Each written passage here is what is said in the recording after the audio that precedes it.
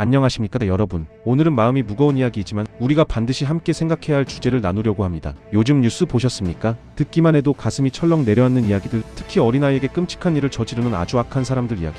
그런 소식은 누구라도 분노하게 만들고 잠을 자고 일어나도 마음 한켠이 편치 않습니다. 사람들은 말합니다. 도대체 왜 이런 사람들을 다시 세상에 내보내나? 어린 생명을 해치는 사람은 절대로 다시 나오면 안 되는 것 아닌가? 우리가 도대체 얼마나 더 불안해야 하냐? 이 질문은 단순한 감정이 아닙니다. 그 질문 속에는 부모의 두려움이 있고 어르신들의 삶의 경험에서 나온 깊은 지혜가 있고, 그리고 무엇보다 정의가 무너졌다는 마음이 있습니다. 어린아이가 겪은 상처는 그저 며칠 울고 끝나는 일이 아닙니다. 그 아이는 평생 동안 마음속 어둠과 함께 살아가야 합니다. 문 하나 닫히는 소리에도 놀라고, 낯선 사람 발소리만 들어도 가슴이 뛰고, 밤마다 잠에서 깨고, 커서도 그 그림자가 따라다니고, 성인이 되어도 갑자기 눈물이 나고, 자신이 왜 이렇게 불안한지 설명도 못합니다. 이 상처는 그냥 시간이 지나면 해결되는 것이 아닙니다. 그 아이뿐 아니라 부모도 형제도 가족 전체가 평생 동안 함께 그 상처와 사는 것입니다. 그래서 이 문제를 말할 때 절대로 가벼울 수 없습니다. 하지만 우리는 기독교인입니다. 감정만으로 판단하지 않고 하나님의 뜻이 무엇인지도 생각해야 하는 사람들입니다. 성경은 생명에 대해 아주 조심스럽게 다루라고 말합니다. 사람의 생명을 끊는 문제는 우리가 함부로 결정할 수 있는 부분이 아닙니다. 그래서 많은 기독교인은 사형에 대해 신중합니다. 그 이유는 악을 용서하자는 말이 아니라 생명은 하나님께 속한 것이니 사람이 판단할 때 오류가 있을 수 있다는 이유 때문입니다. 그러면 우리는 이렇게 물을 수 있습니다. 그러면 그렇게 악한 사람을 그냥 두자는 말인가? 어린아이에게 평생 지울 수 없는 상처를 준 사람을 또 몇 년 지나고 꺼내주자는 말인가? 절대 아닙니다. 그건 절대로 아닙니다. 기독교에서 말하는 사랑은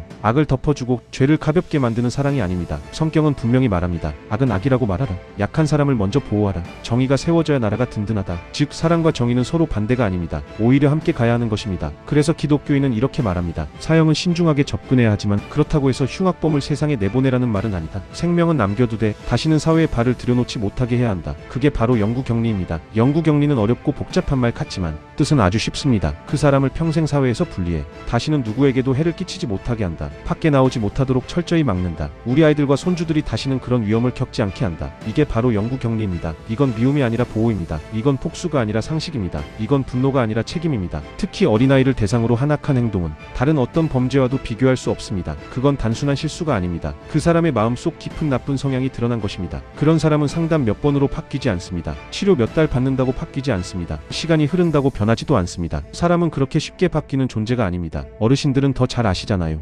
평생을 지켜보신 어르신들이 늘 말합니다. 사람은 웬만하면 안 바뀌어. 나쁜 버릇, 나쁜 마음, 나쁜 성향은 고치기 어렵다. 그렇다면 그 사람을 또 내보낸다는 것은 그저 또 다른 피해자를 허용하는 것과 같습니다. 영구격리가 필요한 이유는 아주 간단합니다. 피해자의 평생을 지키기 위해서입니다. 아이들의 미래를 보호하기 위해서입니다. 가정과 부모와 어르신들의 마음을 지키기 위해서입니다. 그리고 사회 전체의 안전을 위해서입니다. 기독교적으로도 영구격리가 맞는 이유가 있습니다. 기독교는 회개를 중요하게 여기지만 진짜 회개는 죄송합니다라는 말로 끝나지 않습니다. 눈물 한번 흘린다고 되는 것이 아닙니다. 진짜 회개는 책임을 지는 것입니다. 진짜 회개는 이렇게 말하는 것입니다. 저는 이 세상에서 자유롭게 살 자격이 없습니다. 제가 밖에 나가면 또 누군가에게 상처를 줄까 두렵습니다. 평생 격리된 채로 살겠습니다. 이게 제가 책임져야 할 몫입니다. 이 마음이 없는 사람은 아무리 눈물을 흘려도 회개한 것이 아닙니다. 그 눈물은 순간 감정일 뿐입니다. 그러므로 사회는 더 단단해져야 합니다. 감정에 휘둘리거나 상대의 말 몇 마디에 속을 것이 아니라 지혜롭게, 냉정하게, 그리고 무엇보다 약한 사람의 눈높이에서 판단해야 합니다. 영구격리는 그 사람에게 지나치게 가혹한 것이 아닙니다. 오히려 가장 인도적인 방법입니다. 생명을 끊지 않지만 다시는 악이 반복되지 않도록 막는 것, 그게 바로 하나님이 원하시는 방식에 더 가까운 정의입니다. 또한 영구격리는 피해자에게 처음으로 안전을 제공합니다. 피해자는 재판이 끝나도 불안합니다. 그 사람이 어디 있는지, 나중에 어떻게 되는지 그 소식 하나에도 손이 떨립니다. 하지만 영구격리가 되었다면 피해자와 가족은 처음으로 이렇게 말할 수 있습니다. 그래, 이제 조금은 숨을 쉴 수 있다. 이제 아이가 조금은 마음 놓고 클 수 있다. 이제 우리 가족이 드디어 평안을 찾을 수 있다. 영구격리는 이웃 전체, 마을 전체, 사회 전체가 안정되는 결과를 가져옵니다. 어린이집, 학교, 놀이터, 버스 정류장, 아파트 단지, 공원, 모든 곳에서의 불안을 줄여줍니다. 사형보다 영구격리가 더 정확한 이유는 우리가 복수하려고 하는 것이 아니기 때문입니다. 우리는 보호하려는 것입니다. 우리는 지키려고 하는 것입니다. 우리는 하나님이 사랑하시는 연약한 사람들을 위험에서 멀리 떼어두려는 것입니다. 그래서 기독교인은 이렇게 이야기합니다. 죄는 미워하되 사람의 생명은 하나님께 맡기고, 하지만 다시는 그 사람이 세상에 나오지 못하게 하자. 이게 바로 영구격리입니다. 이게 성경적 정의입니다. 이게 우리가 지켜야 할 상식입니다. 결국 우리가 바라는 세상은 아주 단순합니다. 아이들이 웃으며 학교 갈 수 있는 있는 나라, 어르신들이 편하게 산책할 수 있는 동네, 부모가 잠들 때 불안해하지 않는 집, 그렇게 평범한 행복이 지켜지는 나라입니다. 그런 나라를 만들려면 우리는 악에 대해 분명해야 합니다. 감정이 아니라 지혜로운 사랑으로 정의를 세워야 합니다. 그리고 이 메시지를 우리 사회 전체가 들을 수 있도록 신앙인들이 더 크게 말해야 합니다. 오늘 이야기가 마음에 와닿으셨다면, 그리고 이런 정의로운 세상을 함께 만들고 싶다면